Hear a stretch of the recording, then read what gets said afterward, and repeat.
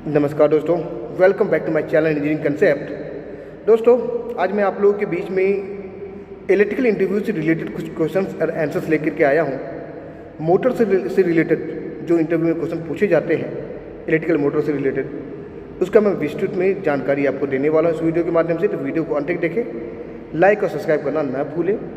तो चलिए मैं वीडियो स्टार्ट करता हूँ। तो दोस्तों, सबसे पहला जो मेरा क्वेश्चन है इलेक्ट्रिकल मोटर्स का, वो है इलेक्ट्रिकल मोटर क्या होता है, जो ज़्यादातर इंटरव्यू में पूछा जाता है।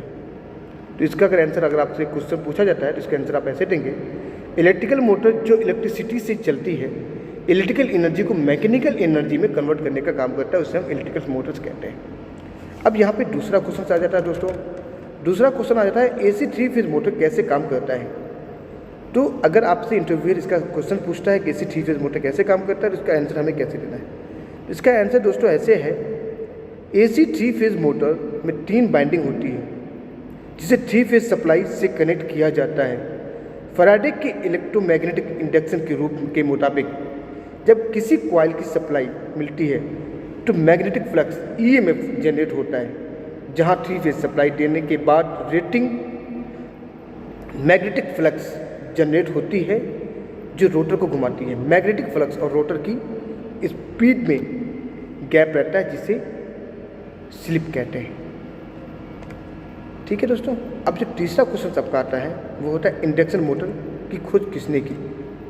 तो जब भी इंटरव्यूअर आपको ये सवाल पूछते हैं, इसका आंसर होता है इलेक्ट्रिकल इंडक्शन मोटर की खोज निकोला टेस्ला ने किया था। चौथा क्वेश्चन, इंडक्शन मोटर में स्लिप किसे कहते हैं। तो इसका आंसर दोस्तों ऐसे देना होगा,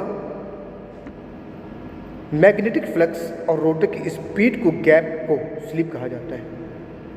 रोटर की स्पीड मैग्नेटिक फ्लक्स की स्पीड की तुलना में कम होती है। जैसे 1500 RPM की मोटर की नाम प्लेट पर 1430 के करीब RPM होता है। ये दोनों के बीच का जो गैप उसे स्लिप कहा जाता है। गैप को जो डिनोट करते हैं NS minus NR equal to slip. NS जो होता है सिंक्रोनस स्पीड होता है और NR जो होता है ट्विटर स्पीड होता है। पांचवा क्वेश्चन, 5 क्वेश्चन जो है मोटर कितने टाइप के होते हैं। तो दोस्तों, इसका आंसर हमें ऐसे देना है कि AC मोटर जो होता है वो आपको 5 प्रकार का होता है। Single phase motor, synchronous motor, slip ring motor, 3 phase motor and single case motor. DC motor जो होता है वो सीरीज मोटर होता है, शॉर्ट मोटर होता है, compound motor and permanent magnet motor होता है। तीसरा जो आता है दोस्तों इसमें स्पेशल मोटर। स्पेशल मोटर में सर्वो मोटर आता है, यूनिवर्सल मोटर्स आता है, स्टेप अप मोटर होता है, बुश लोडेड DC मोटर्स होते हैं। छठा क्वेश्चन, 6 क्वेश्चन, मोटर में कौन से भाग होता है। इसका जो आंसर आपको देना है वो आंसर ऐसे देना है कि मोटर में rotor, stator, DE side cover, NDE side cover, bearing, cooling fan, bearing cover, terminal box, bearing motor के भाग हैं। 7th क्वेश्चन, मोटर का प्रिवेंटिव मेंटेनेंस कैसे करते हैं। तो इसका आंसर आपको ये देना है, पहला जो आंसर होगा मोटर की बॉडी की फील्ड साइड क्लीनिंग करना होता है। दूसरा आंसर होगा मोटर और फील्ड साइड पावर को कंट्रोल केबल टाइटनेस चेक किया जाता है। अर्थिंग कनेक्शन टाइटनेस चेक किया जाता है। एक मोटर की 2 अर्थिंग होनी चाहिए। मोटर बाइंडिंग रेजिस्टेंस चेक किया जाता है। तीनों बैलेंस होनी चाहिए। मोटर और केबल में की मैंगो वैल्यू चेक की जाती है। कूलिंग फैन और फैन कवर की स्थिति सही होनी चाहिए। पावर कंडक्टर का कनेक्ट क्लीन करनी चाहिए। ओवरलोड रिले का साइज और सेटिंग चेक करनी चाहिए।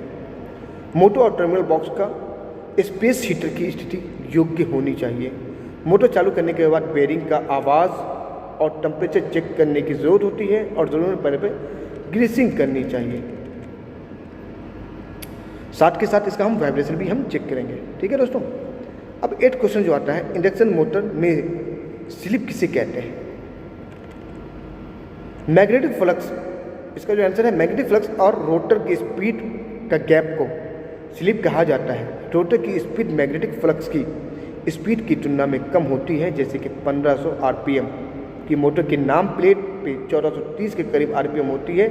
ये दोनों के बीच को गैप उसे स्लिप कहा जाता है। NS माइनस NR इसके टू स्लिप। N जो है सिंक्रोनस स्पीड होता है, NR जो होता है रोटर की स्पीड होती है। 9 नंबर क्वेश्चंस, मोटर में IP इंग्रेस प्रोटेक्शन क्या होता है? तो दोस्तों जब भी ये क्वेश्चन पूछा जाएगा इसका आंसर हमें ऐसे देना है।